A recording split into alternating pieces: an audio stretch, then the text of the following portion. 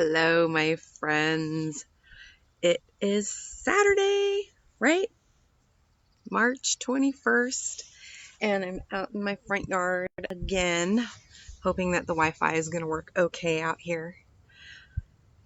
I wasn't sure I'd be able to come outside again, but I could have. It was overcast earlier, but now the sun came out, and that makes it even better. So here we are. Since yesterday's video, I've had a lot of people reach out to connect and talk, and it's been really good. I love hearing how you all are doing and what these times are bringing up for you. And I've had the opportunity to have people take care of me and let me take care of others. It's been a really sweet 24 hours. The thing I wanted to talk about today was imagination and what's in our brains right now. So I was thinking how I'm hearing from some people that their family members or friends are buying guns or are really getting locked down and nervous. And I was wondering why is that? Part of it is because what have we been imagining for the last, I don't know, since the 60s or earlier? I was thinking about how many films in our culture and TV shows talk about end times or the zombie apocalypse or the great disaster, and how with that mindset, what do we do? In all of these shows, the modeling that we see are small people banding together, barricading themselves inside, getting weaponized, and being in fear, and also keeping this eye out for wait, is that person now infected? Is that person infected? And believe you me, I love me a good zombie film. So much so. Return of the Living Dead, my favorite. But the original, by the way. But that is a really challenging place to be, I think. And I wonder if part of the only reason we can go there is we haven't had any other models of what a transformed time could look like, or what these times could look like. I talked the other day a little bit about my conversation with my dad and his experience in World War II England. But I was also wondering, what other models are there that invite a different way of relating to one another? One thing that I know to be true in the work that I do is if you never have a vision of what's possible, you can't even imagine it. Someone can tell you what it's like to give birth, but you will never truly know what it's like to give birth until you give birth. Someone can tell you what sex is going to be like, but you never know what it's actually like until you have the experience of it. And in psychedelic medicine, people can talk with you about what that experience is like, but you don't understand it until you've had that experience. So how do we get some of these experiences that give us an alternative perspective of what is possible? So a couple things come to mind for me. A few years ago, I was at the Beloved Festival, which is just such a beautiful, beautiful music festival in the woods in Oregon. And I went into the Visionary Art Gallery. And in that gallery, there was a painting by Autumn Sky Morrison. And I can't remember the name of the painting. I think it was called Healed Earth or something like that. And it was, I'll see if I can find a link to it and I'll post it in the notes here. But this picture was of the earth surrounded by light and this beautiful mandala, and it had spots around it, like it had like energy centers, acupuncture points on it essentially, and it was radiant. It had these words around it that looked like prayers surrounded around the earth, and it touched me in such a deep way, because until that moment, I think I had lived my whole life believing that we were on this downward trajectory where the earth is dying, our culture is dying, and that there's no hope for healing. And I think that's because everything that had been put into my brain my whole life was like, that's the truth. The ice caps are melting, and global warming and climate change and nuclear bombs and AIDS and all of the things. And in that moment when I saw that painting, it was like a light bulb went off in my heart. I know that's a weird way to say it, but it was like something broke in my heart to be like, what? I never even knew it was possible to imagine that we could live on a healed earth.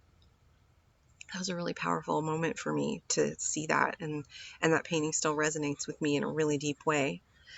An image of what else is possible, and gave me a lot of hope.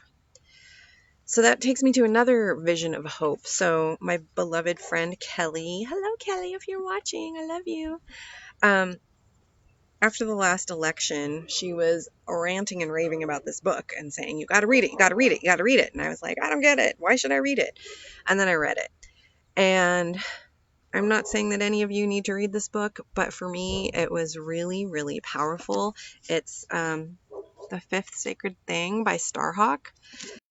The reason this book was so transformative for me is because it offers a possibility of a different way of living in our current times, in community, in safety, in collaboration, and in harmony with the planet.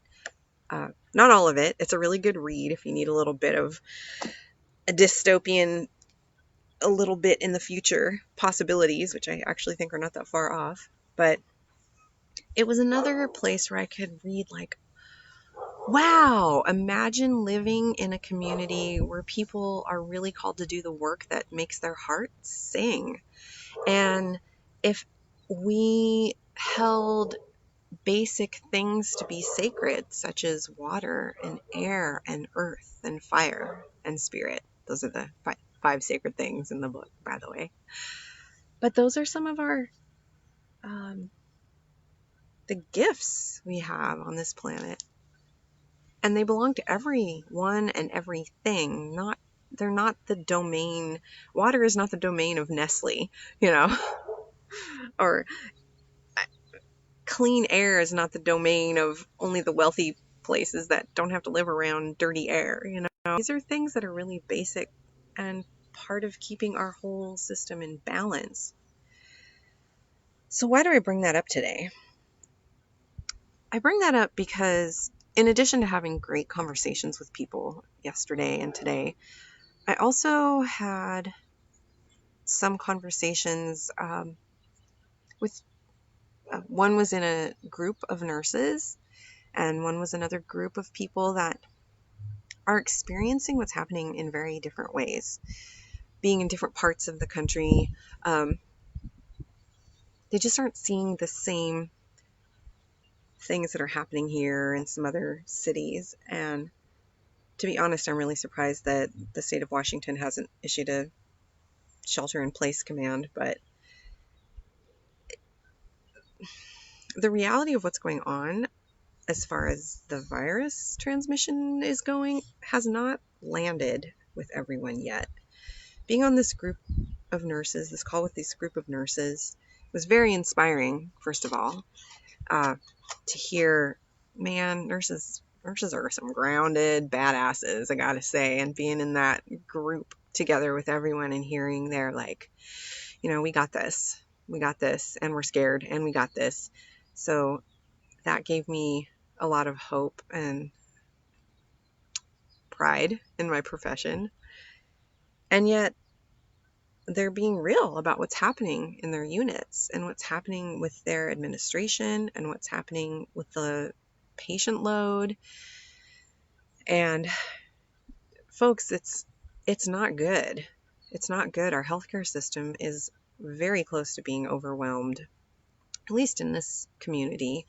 And of course, we're doing what we can to support everybody. But if you can, please start staying at home. Please start minimizing your contact with other people instead. And this time of quietude, rather than contracting in fear and panic, really, how might we use this time to the deepest parts of our imagination? And there's a couple ways to think of that. So one, of course, is imagining how I would like my own life to be. Like, how would I like my body to feel? How am I most nourished day to day? Good sleep, good hydration, decent food, movement, and connection with others. Those are my basics. Maybe trying to bring in some space for creativity as well, like just purely for creation's sake and not for the sake of doing. But also, how might I want the world to be? The truth is, long before this virus, we've been a sick planet and a sick culture. And not because the earth is sick, but because we as a culture are putting ourselves in a situation that's not sustainable or healthy or how our nervous systems are supposed to function in the world. So in this time of slowing down, once you have that basic nourishment going on, food and drink and rest and all of that stuff, how might you want to be in the future? I think I asked yesterday what you might envision, what it would look like in the next vernal equinox, this time next year. And if you need some inspiration, maybe check out the fifth sacred thing, or maybe look for ways that other cultures are living that might be more, for me, the things that matter are more heart-centered, slower pace, more connected to one another, more connected to the cycles of the planet itself, of earth and of growth and of fall and spring. Just as I look around out here, like there's so many things coming up through the earth, and in the times that I've been busy in my life, it's hard to slow down and see the tulips starting to poke through the ground, or have some peonies that are coming up, or our thimbleberry is starting to bud. It's really what's happening. And what's the harm in slowing down and finding a way that we can sustain one another? How can we make sure everybody's cared for?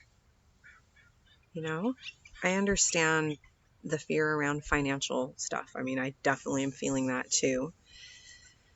It's a balance. Like, I have these moments where I'm like, I have so much abundance and gratitude and a safety net, and then also like, oh shit, financially the world's going to look a lot different. And so I guess the other question I have is imagining what having resources looks like. What does that mean? Like, Jed and I are finding that we are eating so much better. And because our nervous system I should speak for myself, my nervous system feels a little bit more settled. Like, I don't have that same drive to like overeat out of boredom, or like stressed and trying to like do something to shift that energy. Having the space to just slow down and imagine and meet what's arising and imagine a different possibility. That's what's coming to mind for me. So my question for you today, if you have any interest in sharing with me, would be if you could imagine parts of your life really being amplified next year, like in the next couple months, in the next year, like what are you discovering in this slowed down time that really makes your heart sing, that's really nourishing for you? And how would you like to see that still be present if we go back to normal, whatever that's going to be? Love to talk about that. Also, my husband's in the house making music with some friends right now, and I just heard like chicken sounds. I mean, I don't know what's going on.